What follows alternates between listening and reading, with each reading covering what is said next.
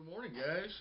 Welcome to Station 3 Productions, and today I'm going to show you how to build some real inexpensive studio lights for your YouTube videos and all that good stuff. So stick around, stay tuned, and I'll show you how we're going to do it.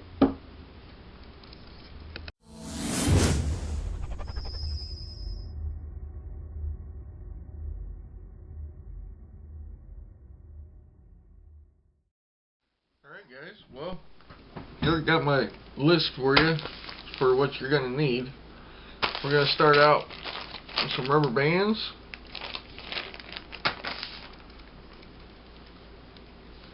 a couple of light bulbs. Now, depending on your setup, it's going to depend on what size light bulbs you guys use, but I'm going to try these out for now. We're going to see how these work out, because my new set is all dark, and I just made a video, I don't know, probably a week ago without these lights, and it was really freaking dark. It looked terrible.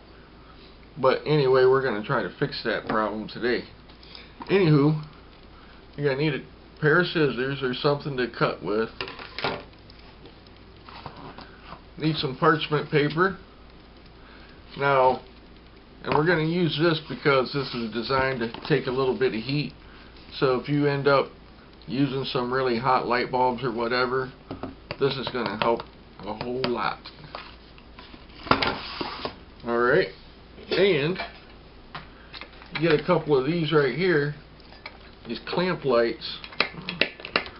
And all you got to do is just find something to clamp them on, you know, so you can set the lighting right the way you need it. And you can get these just about anywhere. These are the Walmart specials, but you can get them at Lowe's or any hardware store. So what we're going to do first is get out some parchment paper. If I can get the thing open. Okay. And then you gotta pull this shit off.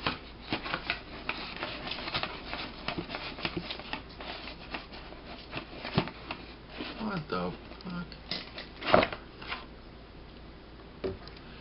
Alright, let me get this stuff open real quick and we'll get back to it. Alright guys, here's how this is going to work. Here, roll out your parchment paper. And come around here. And just kind of trace this out so you'll know how much farther over you got to go, because what we got to do, it looks about right. So now what we're going to do is we're going to cut a little beyond that, and then what we're going to do is put this back on here and fold this up around or whatever, and then that's where your rubber bands are going to come in play. You're just going to put rubber bands around the back side of this to hold that parchment paper on there and make it tight so that there's no wrinkles. So let me cut this out here and hook one up, and I'll show you what's going on. Alright guys, right here's the first one. And I tell you, to put that on there completely by yourself with the rubber bands, that can be a pain in the ass. But anyway, yeah, I'm a little off on my line, but I don't think that's going to matter either way because everything worked out. Now, keep in mind, it doesn't look pretty back here, but it's going to definitely be functional and you try to keep that as tight as possible so that there's no wrinkles there. And here, I'll turn my light on real quick just to show you. Seeing the purpose of the parchment paper to start with is kind of to soften the blow a little bit, so you don't have that, you know, that in your face lighting, you know what I mean? It makes it really soft. So don't want to blind you, but you know, that's pretty bright right there. So now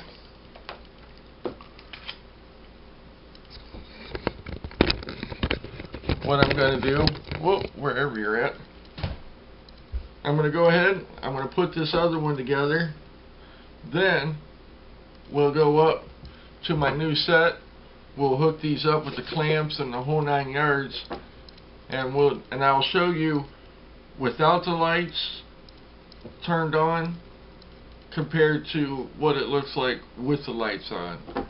So give me a few minutes, I'll hook up this other light, and then we'll go on to my other set. Alright guys, well here I put together my second one, and like I said earlier, it's not the prettiest thing in the world, but functionality is what I'm looking for, and that's all that really matters, and it's inexpensive. You know, just come through here with a pair of scissors. Hopefully I'm in the shot here. Just go through and trim off all that extra paper and you're good. Make sure it's smooth. Should be good to go. So let's go up to the set and see how it works out. Come on. Alright guys. Now, right now this is how it is normally without the lights.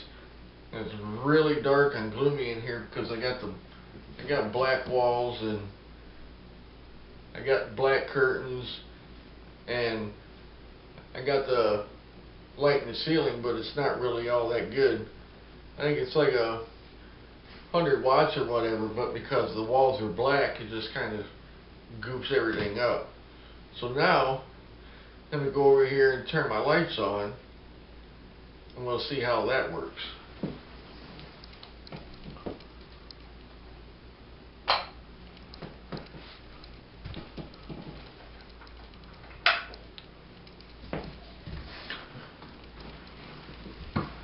Now, you can see a huge difference in this. Well, I'm hoping anyway. So, I might have to adjust the lights a little bit because I'm way down here, my lights are way up here, so I may need to bring those down a little bit. So let me do that real quick and let's see how that works out. There you go. That should look a lot better like that than that video that I made a week or so ago. That was just terrible, but you know, it is what it is. So now I got the lights hooked up. Hopefully it's going to look alright. You know, I'm not a professional at this lighting stuff. I'm just playing around and experimenting and trying to do a little more for the room because it is so dark in here. So anyway, there you have it, you know.